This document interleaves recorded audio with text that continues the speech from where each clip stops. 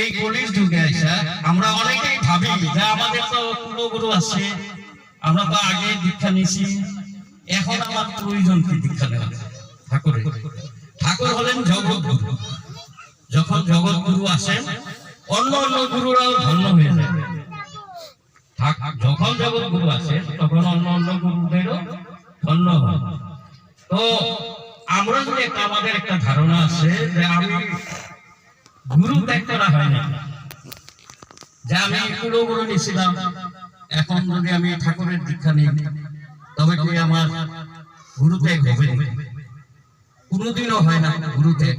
বরঞ্চ আমি যদি কুলগুরু দীক্ষা নিয়েছি, এখন যদি আমি সৎসঙ্গে মানে সদ্গুরুর দীক্ষা নেই ঠাকুর অনুকূল চন্দ্রের, আমার ওই গুরুও ধন্য। তার প্রমাণ হলো রামকৃষ্ণ পরমহংসদেবের শ্রেষ্ঠ ভক্ত কে ছিল? আর ভক্তের অধীন কিন্তু ভগবান। শ্রেষ্ঠ ভক্ত ছিলেন নরেন্দ্র, যে পরে গিয়ে মানুষ স্বামী বিবেকানন্দ রূপে জানাজাত হয়েছে। উনি 36 বার দীক্ষা নিয়েছেন। 36 বারের উনি রামকৃষ্ণ পরমহংসদেবকে পেলেন। তখন ওনার সম্পূর্ণ যেটা ওনার টার্গেট ছিল, যে ওনার যেটা তৃপ্তি হইতেছিল না, ওইটা ওইখানে গিয়ে তৃপ্তি হইল। তখন রামেরও ভক্ত আসিল একজন, যে হনুমান। হনুমান কিন্তু কোনো ভগবান নয়, হনুমান একজন ভক্ত। আর জ্যেষ্ঠ ভক্ত হওয়ার বিনিময়ে কি হয়, ওই যে উনিও পূজা পায়, হনুমানের পূজা করে এখন মানুষের। এটা হলো ভক্তের অধীন ভগবান।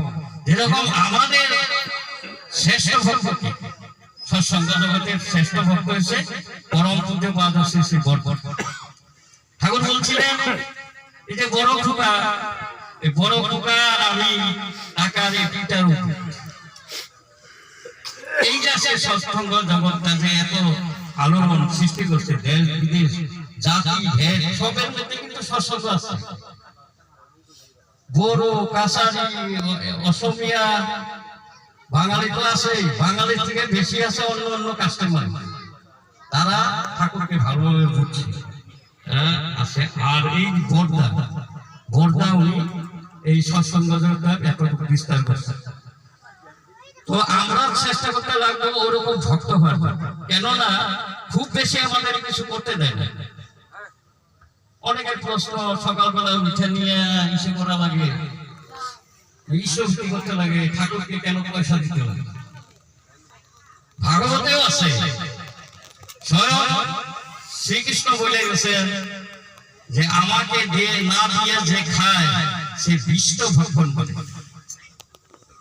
যেরকম আসামে জগৎগুরু আসছিলেন মহাপুরুষ শঙ্করদেব, উনিও কিন্তু গুরু কর বলে একটা ইসে রাখছে, যে গুরুকে কর দিতে হয় বছরে, গুরুর ভরণ এবং পোষণ, ওইটার দায়িত্ব কিন্তু আমাদের।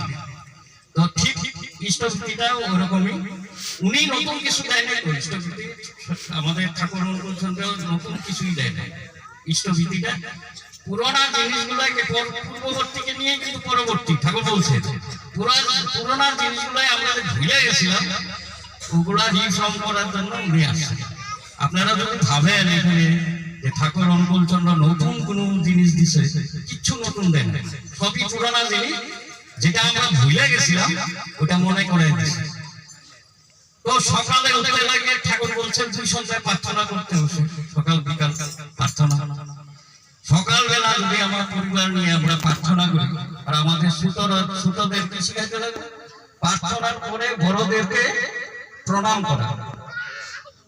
একবার আমরা এক জায়গায় জাজনে গেছি, এই বরপেটার এখানে, আমি ছোট্ট একটা কথা বলি, আমাদের এখানে উপস্থিত আছে সর্দার কার্তিক দাদা, উনিও ছিলেন।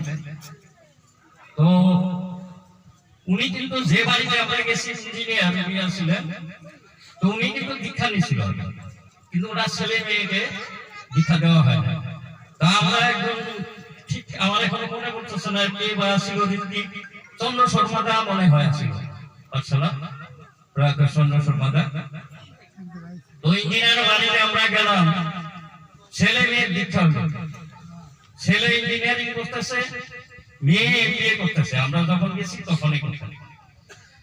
দীক্ষার পরে ঋতিকটা বললো মা দেবতাকে প্রণাম করা, তো এর মুখের দিকেও তাকায়, ওর মুখের দিকেও তাকায় আর হাসে। 2-3 বার করলো মা দীক্ষা নেওয়ার পরে যে মা দেবতাকে প্রণাম করা, তার ছেলেটা হাসে, হাসে কয় জীবনও তাদের লোকে মা দেবতাকে প্রণাম করি পাওয়াই নাই, আজকে নতুন করে প্রণাম করতে লাগতেছে, যার জন্য ওদের হাসি আসতেছে। এই যে সংস্কার আমাদের সৎসঙ্গের মধ্যে এই সংস্কার গুলো শেখানো হয়। তাই ঠাকুর বলছেন ম্যান মেকিং সেন্টার, তার মানে মানুষ তৈরি করার কারখানা। তবে আমি একটা ছোট্ট এর মাঝখানে একটু কথা বলবো।